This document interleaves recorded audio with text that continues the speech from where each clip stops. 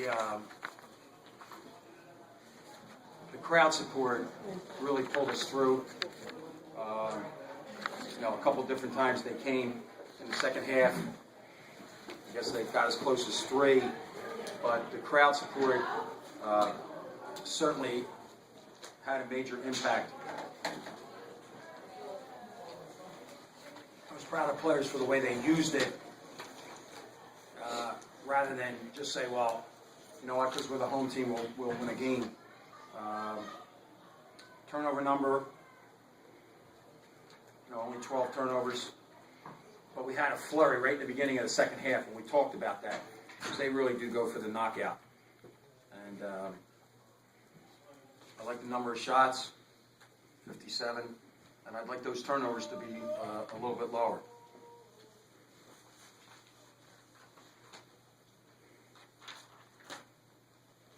So what did you think of Langston? You look like you made a lot of big shots right when you guys really needed it. Yeah, I think that, look, everybody knows he's a beautiful, beautiful person, but he's been struggling. And it's not like put in more time. I think there are even more opportunities for him to be even a little bit more selfish. And, it's interesting. The players in the timeout will tell him, you got to shoot that ball, you got to shoot that ball. So the inbounds play was a big one. He pulled that trigger.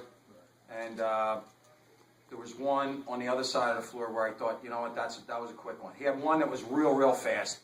It was a good shot. He just didn't slow down enough. And we turned around. Lang had a lot of responsibility in that he was the inbounder tonight against their pressure. Right. So you got a lot of offense close to the basket, inside the paint. Was that the plan to get it in there, and how much of an impact did that have on the outcome? No, I really, to be honest with you, it was once we were going downhill, once we had the ball and we were moving it, we wanted to go to the rim. For us, we have to play a balanced game.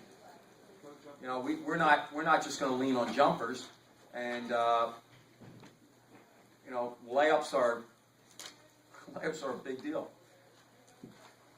I had a full head of hair when DeAndre Bembry went up for that layup to put us up 5.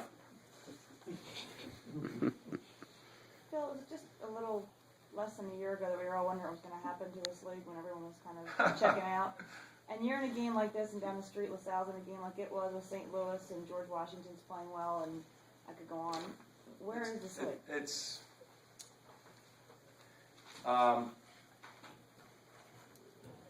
I just think it's so special for a couple of reasons. One, the administration in our league demands that the teams put out a basketball product, if that makes sense. The administrators, the athletic directors scheduled, and the coaches scheduled the right way.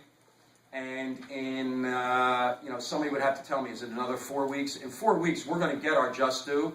But nights like tonight, just crystallized to me. Like, you had Dayton win by 3 in Olean.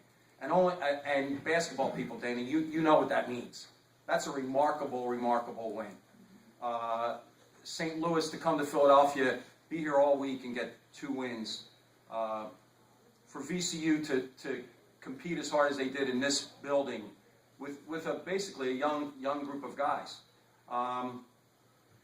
There's nobody in the country who's going to want to see an Atlantic 10 name pulled and you have to play them in the first round. And as we go forward now, I just think it's really special. And like sometimes you might say it would be draining. Like if you had to play against, and we've seen these great teams. I had great teams, and GW had great teams, and UMass had great teams, and that was draining because you didn't have a chance. In these games, that was a 50-50 game, and whatever the records and whatever the national thoughts would be, it's unique. It's just, and there were a lot of sages on trains in New York in October and November who said, well, what will happen? And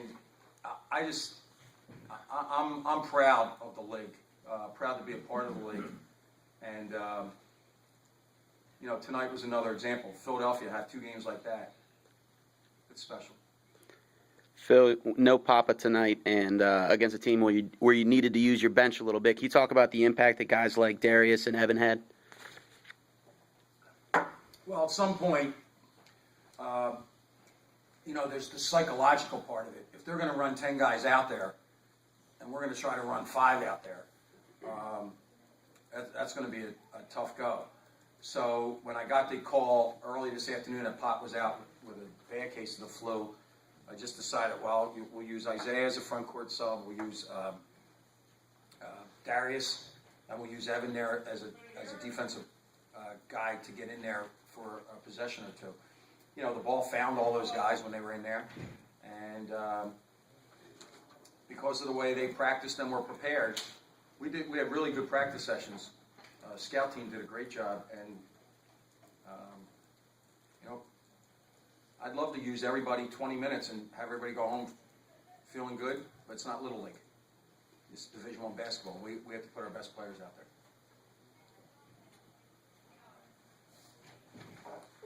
All right, go ahead. What do you got?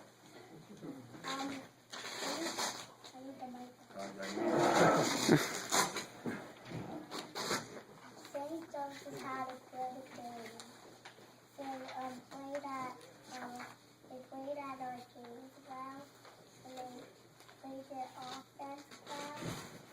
And I've been having some games with Coach, and Coach sometimes has some suits that you can wear. All right, and what do the fans chant at the end? That's the Hawk will never die. all right. Let's go.